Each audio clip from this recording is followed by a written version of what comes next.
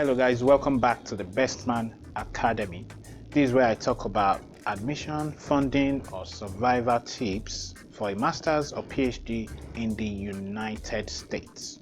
So if you have not subscribed, please do that right now. And also don't forget to share this channel with your friends who might need this information. That is very important. We want it to reach as many people as possible. Now, in the previous videos in this particular module of admission tips, we've talked about how you can create a list of universities you are looking into and also how to locate the admission requirements. Now, in this video, I am going to talk about what to look out for when you are reviewing the admission requirements of a particular university. So if you have not seen the previous videos, please click the link above and watch those videos before you continue with this. It's easier for you that way to understand. Now, when it comes to exams, there are two general exams that comes to mind, and that depends on your status as a domestic student or an international student. Now, the first one, which is kind of general, is what we call the GRE, which stands for Graduate Record Examination. Now, most colleges or departments require you to write the GRE, and it will be stated on the requirements page of a particular department. Now, you need to look out for what the minimum scores will be for your particular program, and if it is even required or if it's conditional, then you might really not need to take it. So you don't have to assume that maybe because your friend have taken a GRE that you have to do that. Sometimes it might be conditional, sometimes you might be compulsory, and sometimes based on how well you did during your undergraduate, you might be able to get in without the GRE if it is stated on the departmental webpage. For the GRE, sometimes the department will require you to take subject-based GRE and not the general test. For example, I think the Department of Physics in my university requires you to take the subject-based, that's the GRE Physics now, and instead of the general GRE. So you need to focus on that as well to make sure you are not required to take a subject-based GRE rather than the general GRE. Now, the second exam that you should look out for, especially for international students, is the test of English as a foreign language, which is called TOEFL.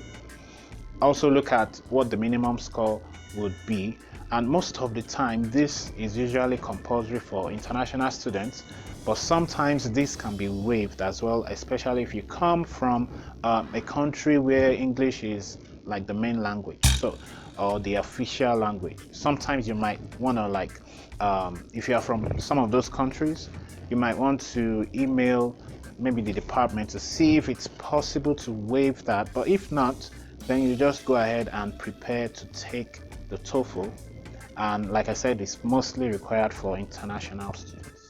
Another important thing that I would look out for are the standard documents that are needed to accompany your application.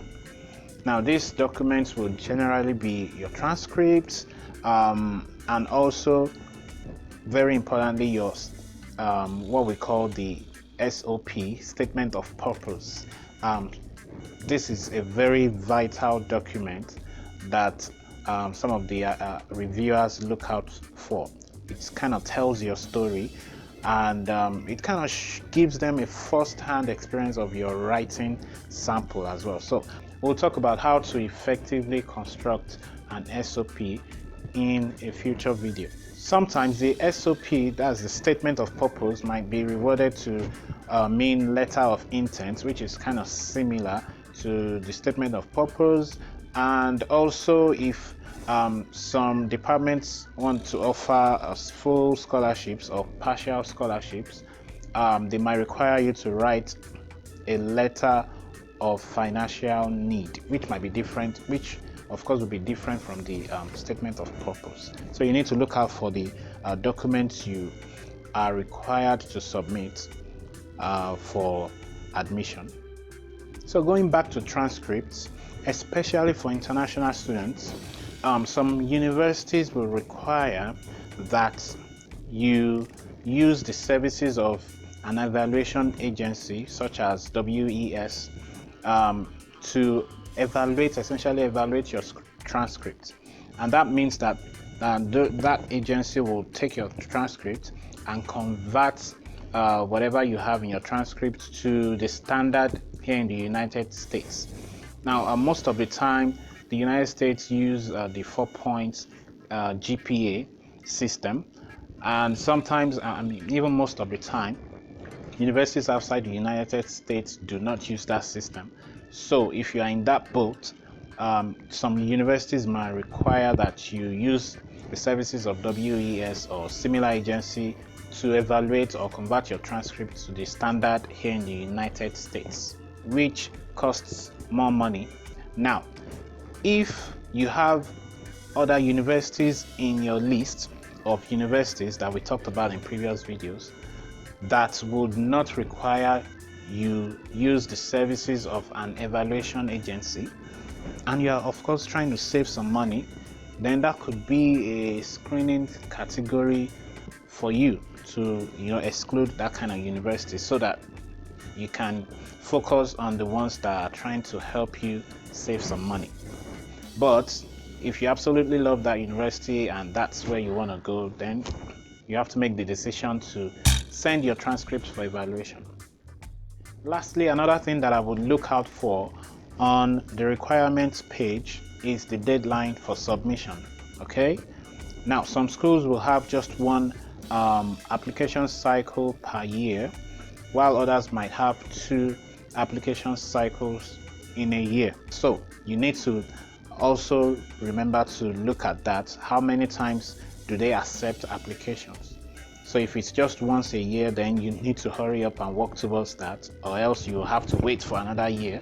But if it's a school that accepts applications twice, then that's always better for applicants. So you might want to look out for that as well. Now, it is very important that you do not miss the deadline for submission, especially if you are looking for funding. I always advise that if you are looking for funding, you need to submit your application early, well before the due date for applications. Now, I'll tell you why in future videos. We'll talk more about funding in other modules, but for now, I just want you to know that you need to note the deadline and make sure you work towards getting all the requirements done well before the deadline. That's all I have for you today. In the next videos, we'll talk about accreditation, how to make sure your university or your program, if you are looking to do a professional program, you need to make sure that they are accredited. I'll show you how to go about that in the next video. Then after that, we'll talk about GPAs, transcript issues. So sometimes you might be discouraged if you have a subpar GPA. Then I'll tell you how to eventually go about that if you are in that situation. So in order not to miss those videos, please subscribe, like this video, share this content with your friends who might need this information, and don't forget to follow our page on Facebook, and you can also connect with me on social media as well. And this is Bestman signing out. I'll see you in the next videos.